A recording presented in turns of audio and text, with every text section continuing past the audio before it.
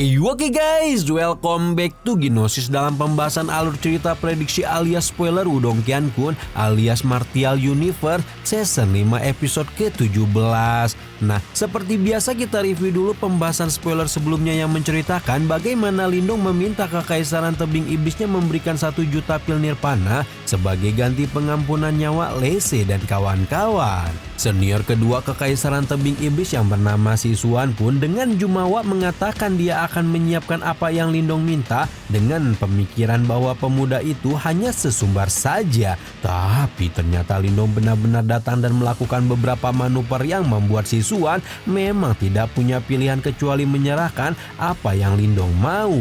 Namun setelah menyerahkan 1 juta pil nirvana, ternyata Sisuan juga tidak berniat membiarkan Lindong pergi dan demikian pertempuran Lindong melawan seorang ahli nirvana 1 yuan untuk pertama kalinya pun telah dimulai. Gimana cerita selanjutnya, langsung aja kita terobos.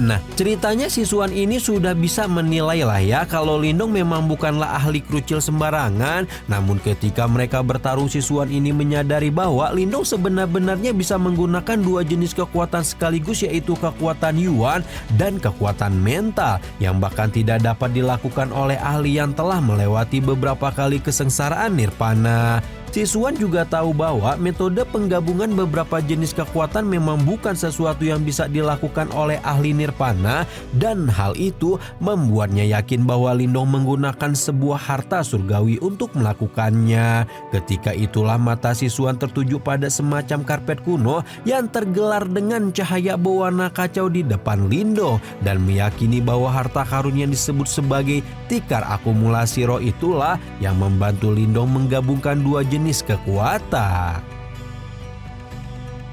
Sementara Sisuan sibuk mempelajari kekuatan lawannya, Lindong fokus mengerahkan 5 jari surgawi, di mana ketika teknik ini diaktifasi seluruh kota seperti bergetar dan hendak mengalami keruntuhan. Mata Lindong melonjak dengan semangat pertempuran karena setelah mencapai tahap setengah langkah menuju nirvana serta master simbol surgawi, dia bisa mengeksekusi jari surgawi penjara di solet besar sepuasnya tanpa takut habis bensin. Di sisi lain, ketika menyaksikan jari surgawi satu persatu jari surgawi dilepaskan ke arah Gunung Sisuan, awalnya senior kedua Kekaisaran Tebing Iblis itu menunjukkan ekspresi mencibir karena teknik Lindong yang tampak heboh itu tidak sekuat yang dia bayangkan. Namun Lindong sama sekali tidak menunjukkan keraguan sama sekali karena dia paham betul betapa besar perbedaan kekuatan dari setiap jari surgawi.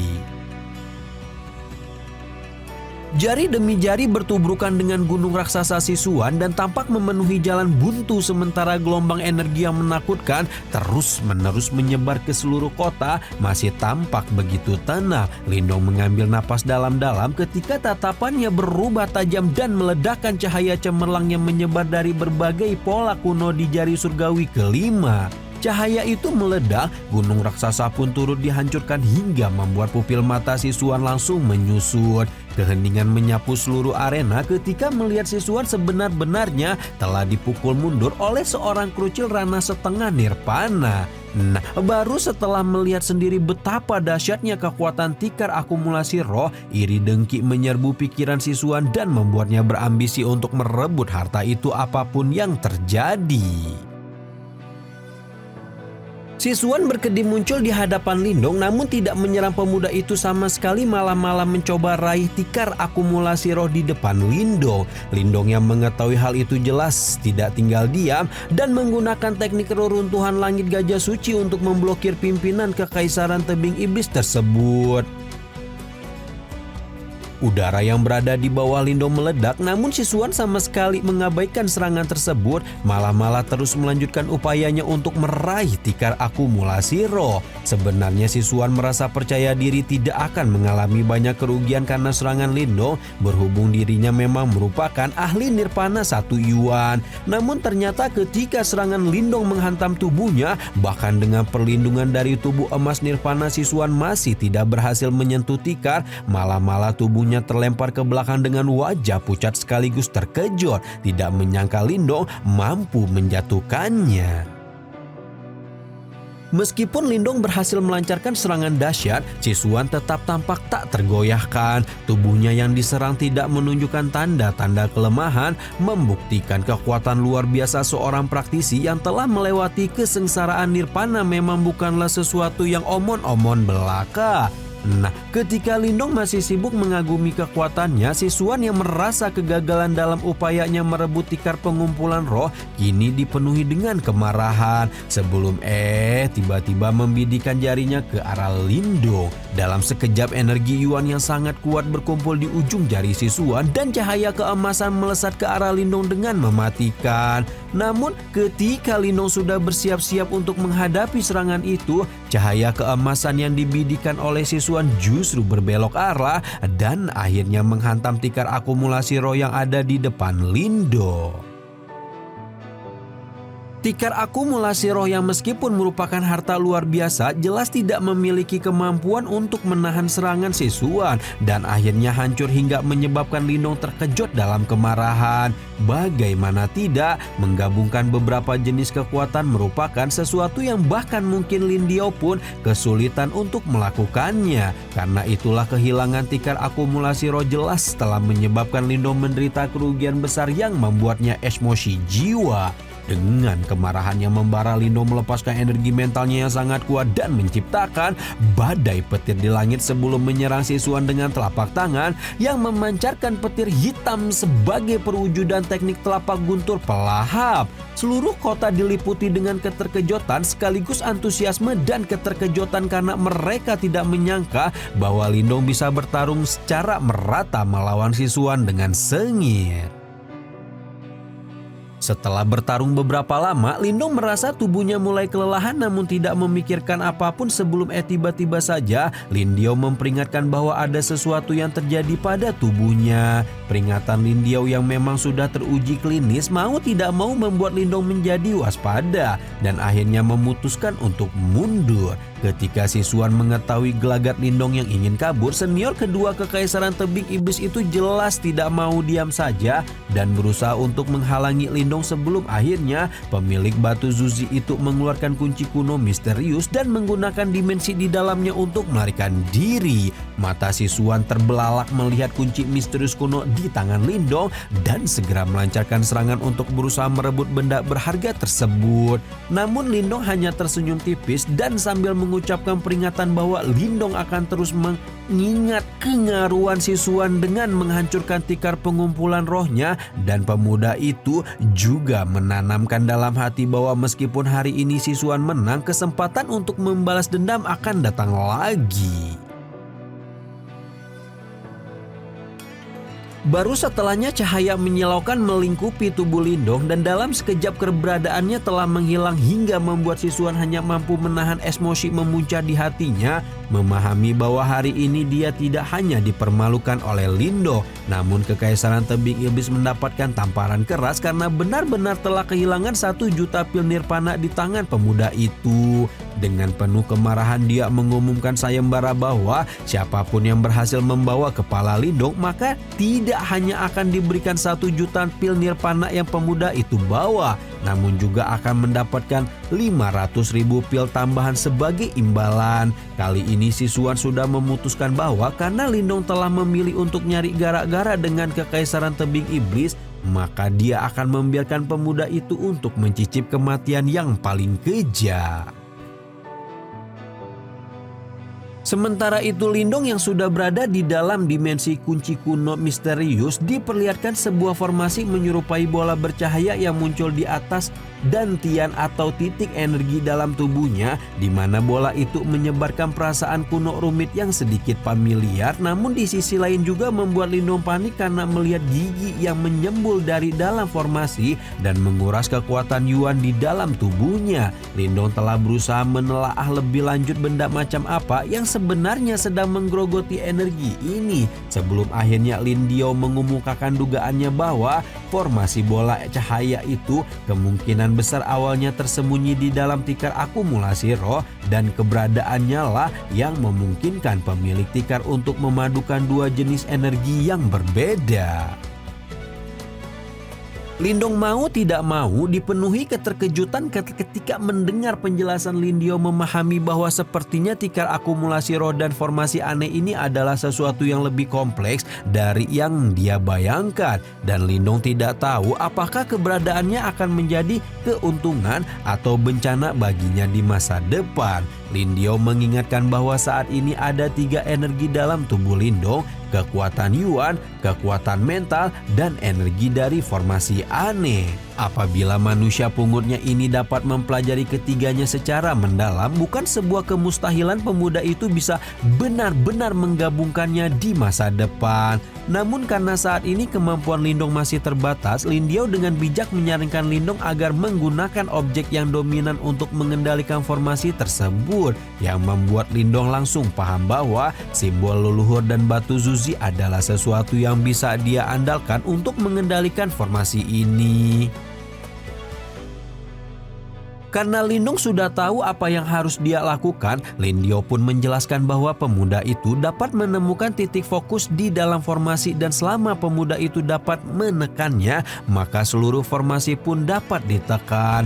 Titik fokus sebuah formasi umumnya sangat sulit ditemukan bahkan oleh ahli seperti Lindio. Namun karena formasi menyerap kekuatan Yuan Lindong, maka pemuda itu pasti dapat melacaknya dengan lebih mudah. Setelah Lindio memberikan instruksi, Lindong pun segera mengikutinya dan menggunakan aliran kekuatan Yuan untuk mengikuti jejak energi yang terkumpul di dalam formasi. Dengan penuh rasa antusias sekaligus juga kekaguman, Lindong menelusuri formasi dengan mendalam, dan meskipun proses ini sangat melelahkan, Lindong akhirnya dipenuhi dengan kegembiraan setelah berhasil menemukan titik fokus formasi. Dengan penuh keyakinan, Lindong mengaktifkan simbol leluhur pelahap dan begitu aliran energi yang kuat muncul dari simbol leluhur tersebut, pengurasan kekuatan Yuan yang terus melanda tubuh Lindong pun akhirnya dapat dihentikan. Yang membagongkan adalah ketika Lindong mengetahui bahwa pengurasan energi dihentikan, dia telah berada di tanah yang tidak dikenal yang sebenar-benarnya merupakan bagian dalam formasi yang disebut sebagai formasi alam semesta kuno. Melihat nama yang begitu sombong, jelas saja Lindong langsung salah fokus dan membuat Lindio buru-buru mengingatkannya untuk kembali fokus pada tujuan utama, yaitu menekan titik fokus formasi. Lindong mengikuti peringatan dari Lindio dan sekali lagi melepaskan kekuatan pelahap meski akhirnya mendapat perlawanan dari formasi.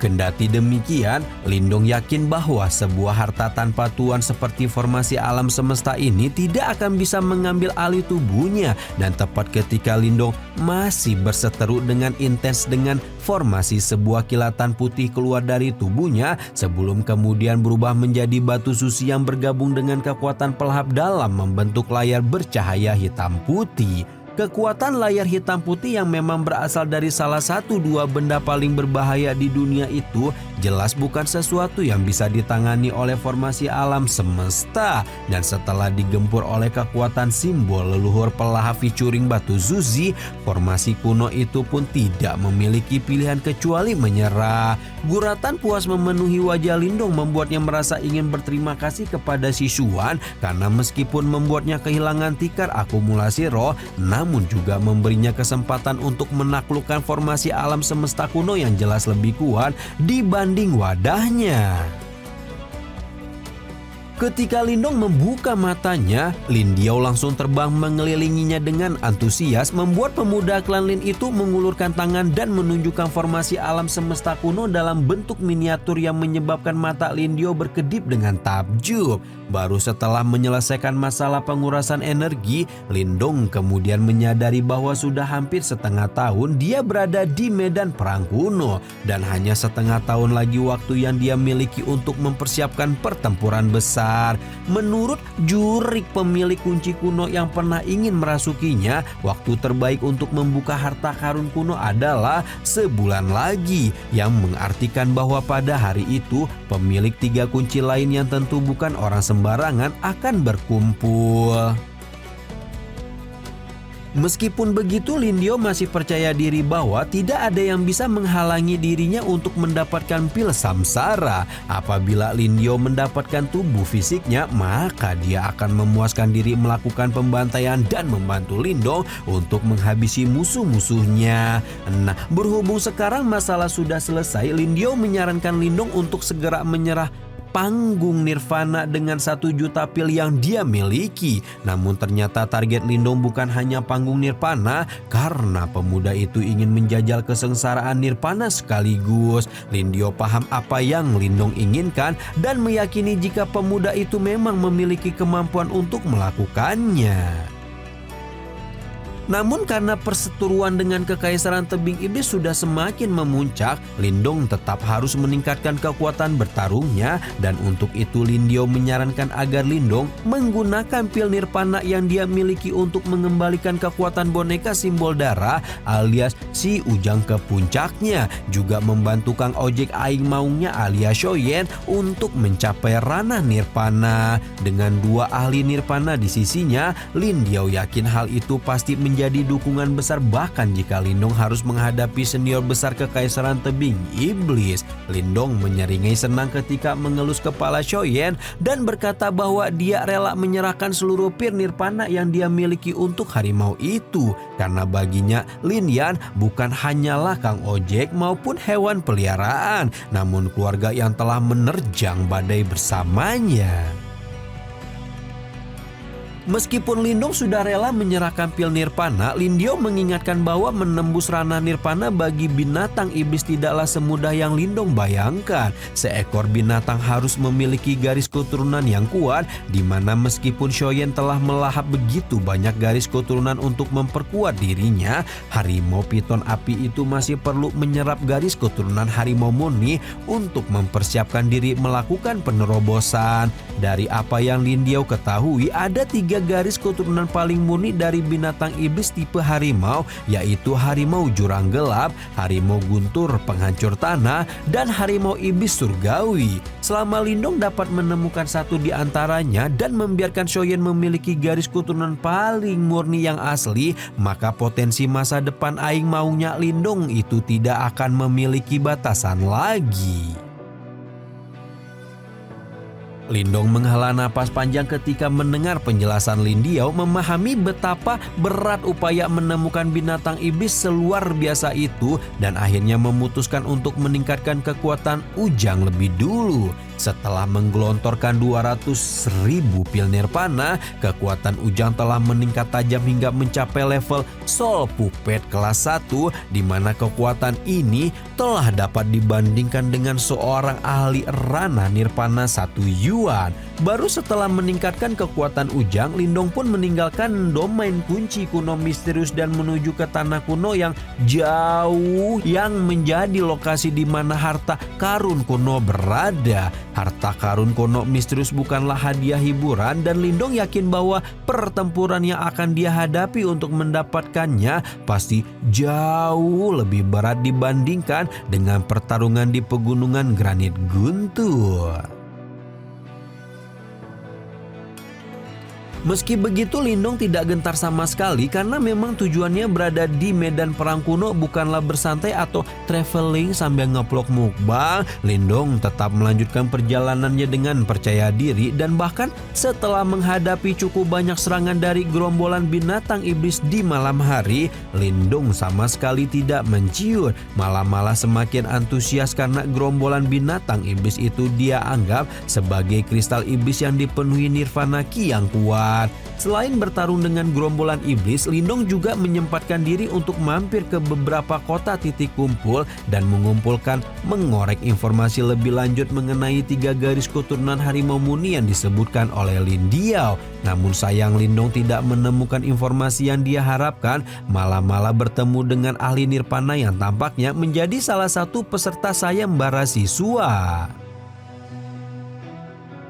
Lindong hanya tertawa kecil melihat betapa banyak uang yang dihabiskan Kekaisaran Tebing Iblis untuknya, namun hal itu masih tidak membuat Lindong khawatir, karena saat ini dia yakin bisa menggeprek seorang ahli Nirvana 1 Yuan dengan cukup mudah. Pada hari kedua perjalanannya, Lindong melihat barisan pegunungan indah sebelum kemudian mengarahkan Xiaoyan untuk mendarat di kota yang berada di sekitar arena tanah kuno. Meskipun kota-kota ini bukanlah sesuatu yang juga dibangun di zaman kuno karena lokasinya berdekatan dengan tanah kuno, kota-kota itu pun turut dipadati oleh ahli dari berbagai kekaisaran. Lindong memasuki salah satu kota dan mengorek informasi dari calo-calo yang berada di sana, utamanya ketika kemudian mengetahui bahwa pemegang 3 kunci kuno lainnya adalah Kekaisaran Lembah Kematian, Kekaisaran Prasejarah, dan Kekaisaran Tebing Iblis.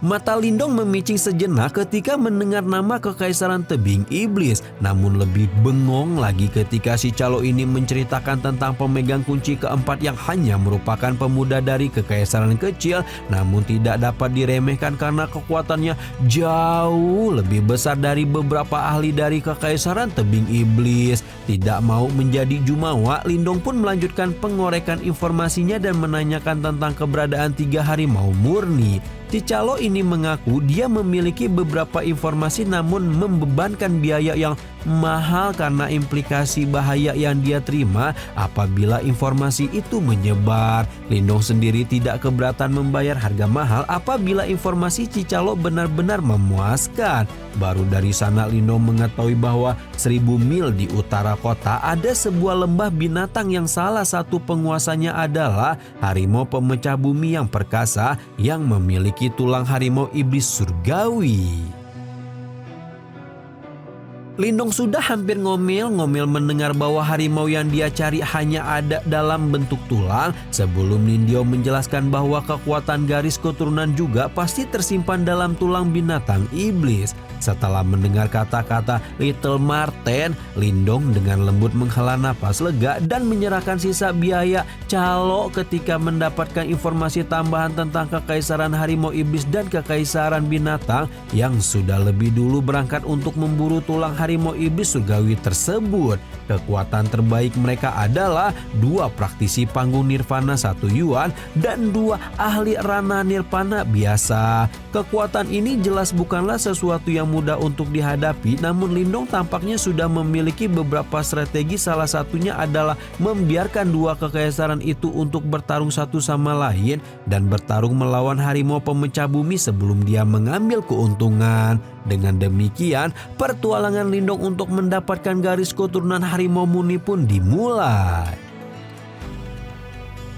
Setelah melewati perjalanan yang cukup panjang, sampailah Lindong di sebuah pegunungan yang menjadi lokasi keberadaan lembah binata. Namun ketika mendekati pegunungan, Lindong sudah dicegat oleh gerombolan Kekaisaran Harimau Iblis dan Kekaisaran Binatang yang juga hendak memasuki pegunungan. Lindong tidak banyak membantah permintaan ini, membuat rombongan 2 kekaisaran itu hanya tertawa melihat betapa patuhnya Lindong tanpa menyadari bahwa ada sosok seperti hantu yang terus membututi mereka di antara daun dan pepohonan. Setelah 10 menit membututi para ahli dari 2 kekaisaran yang kita sebut aja Kekaisaran Kebun Binatang ya, Lindong pun melihat sebuah lembah luas dengan banyak binatang buat tergeletak di tanah lembah. Tidak lama setelah itu muncul 2 orang yang terbang menuruni lembah dan memanggil harimau pemecah bumi yang perkasa ketika sesosok manusia berkepala harimau yang berotot muncul dari dalam goa dengan aura buas yang menyebar dari seluruh tubuhnya. Sekali lihat Lindong tahu bahwa makhluk yang muncul baru saja adalah harimau pemecah bumi yang perkasa dan menyadari ada aura pembunuhan yang tajam seperti pisau menyebar ke seluruh lembah. Harimau pemecah bumi memerintahkan semua manusia hina untuk keluar dari lembahnya. Namun kepala Kekaisaran Harimau Iblis yang bernama Teng Hu justru memintanya untuk tidak bersikap sombong karena bagaimanapun manusia derajatnya lebih tinggi dibanding binatang. Pupil harimau pemecah bumi yang kita sebut aja Shimau langsung mengecil ketika mendengar ungkapan merendahkan itu, dan dia juga tahu bahwa tujuan manusia hina ini datang adalah tulang raja harimau iblis surgawi yang ada di tangannya. karena Teng Hu dan tidak mau mengikuti permintaannya untuk pergi maupun tidak memiliki pilihan kecuali baku hantam dan menghadapinya. Meskipun Teng Hu mengatai binatang derajatnya lebih rendah dibanding manusia, tidak dapat dipungkiri dengan kebuasannya binatang iblis memiliki kekuatan bertarung yang jauh lebih kejam dan menakutkan. Karena itulah ketika mereka bertarung satu lawan satu, tampak jelas jika Maung lebih unggul dibanding Teng Hu. Namun situasi langsung berubah ketika kepala kekaisaran binatang yang bernama Chen Mo ikut turun tangan dan akhirnya membuat Maung berada dalam kondisi yang menyedihkan ketika terikat dalam sebuah rantai Chen Mo. Nah, ketika kilatan merah menyelimuti mata Maung dan menunjukkan betapa harimau itu telah dipenuhi dengan kemarahan, sebuah suara lembut lindung menggema di telinga Maung sebelum kemudian menawarkan bantuan kepada sang penguasa lembah binatang untuk melibas musuh-musuhnya hari ini. Lindong, waduh Lindong pakai aji-aji apa nih sampai tiba-tiba nawarin bantuan ke harimau pemecah bumi alias si Maung? Apakah hal ini berhubungan dengan upayanya mendapatkan tulang harimau iblis surgawi? Kira-kira dapatkah Lindong mendapatkan tulang harimau iblis surgawi buat Shoyen biar Kang Ojeknya juga makin OP? Waduh, ini pulang dari umroh teh masih belum fit ya guys ya, masih leles guys ya, tapi apalah daya ya, demi memuaskan hasrat-hasrat kalian semua untuk mendengar ocehan dari mulut yang balelol ini ya guys ya. Ya semoga aja selalu menghibur ya guys ya. Terima kasih buat yang selalu mantengin Cakra Diva dan selalu support Cakra Diva.